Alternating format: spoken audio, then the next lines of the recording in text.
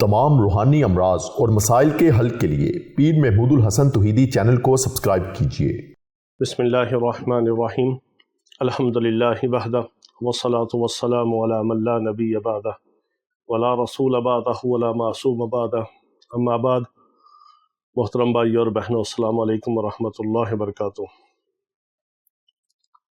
یہ عمل ان والدین کے لیے تحفہ ہے کہ جن کی اولادیں بگڑ گئی ہیں، جن کی اولادیں نافرمان ہیں، اور ان والدین کے لیے ہے کہ جن کی اولادیں ان کو گالم گلوچ کرتی ہیں، دھکے مار کر باہر نکالتی ہیں، اور اس حد تک نافرمانی، بد زبانی، بد کلامی اور بدتمیزی پر اتری ہوئی ہیں جن کی اولادیں، وہ انشاءاللہ العزیز آپ کے پاؤں دھو کر پئیں گی، کیونکہ ہمارا زندگی کا مشن یہ ہے کہ اللہ تعالیٰ ہمیں اپنے بندوں کی ہدایت اور شفا کا ذریعہ بنا دے۔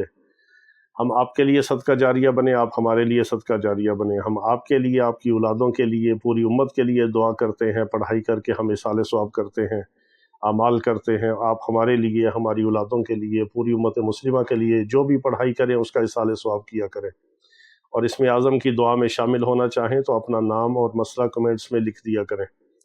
ہم سب ایک دوسرے کی دعا کے محتاج ہیں۔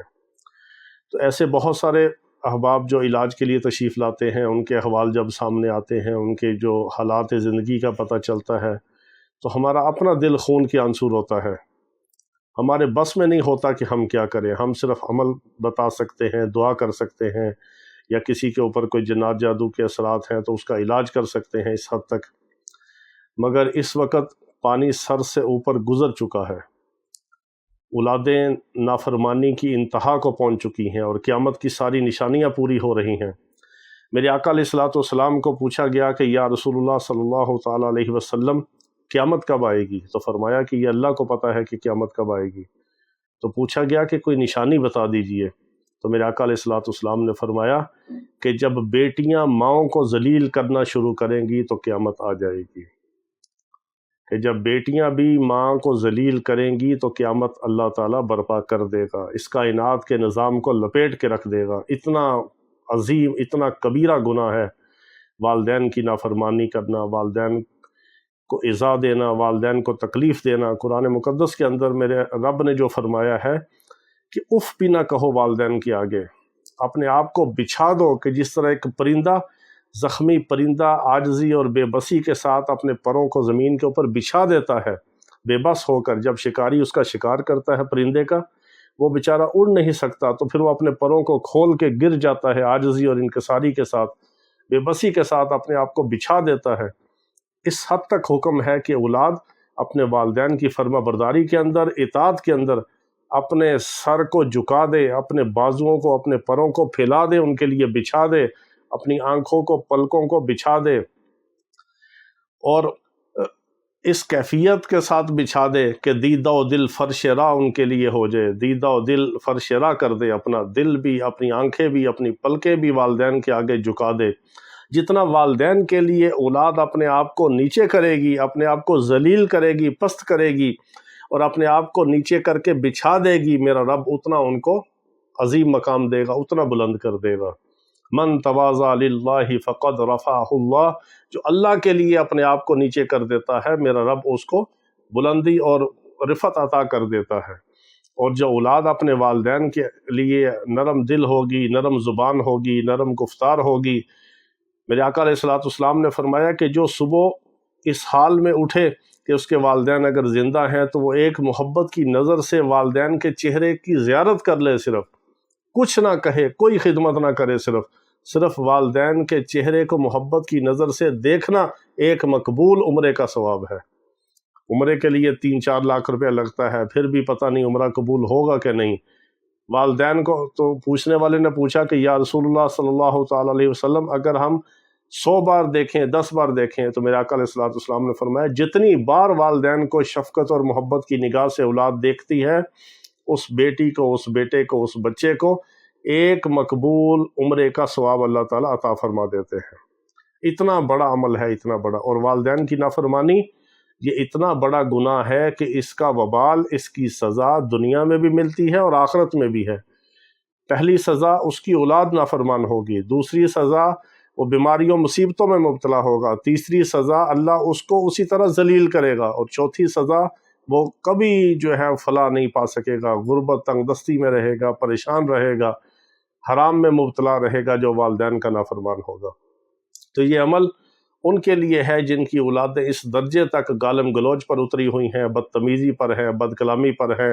ایسے ایسے واقعات ہمارے سامنے آئے کہ بدبخت اولاد نے ماں باپ کو تھپڑ مارے، دھکے دیے، گھر سے نکال دیا، بیویوں کے کہنے پہ نکال دیا، رشتہ داروں کی باتوں پہ آ کے نکال دیا، کسی نے ان کو چابی دی، کوئی بات ایسی کر دی، ان کو پٹیاں پڑھا دی اور والدین کی زندگی عذاب بنا دی، یا اولادیں ایسی منہ زور ہو گئی ہیں، کوئی بچہ یتیم ہے، باپ سر پہ نہیں ہے، پیچھے بیوہ ماں ہے، اس کی زندگی ایک بچے نے عذاب بنا دی ہے۔ ایسے ایسے واقعات ہیں کہ آپ کو کیا بیان کریں، ہمارا دل اپنا خون کا عنصر ہوتا ہے۔ تو اللہ تعالیٰ سب کی اولادوں کو نیک صالحہ فرما بردار بنائے۔ تو یہ ایک چھوٹا سا عمل آپ نے کرنا ہے۔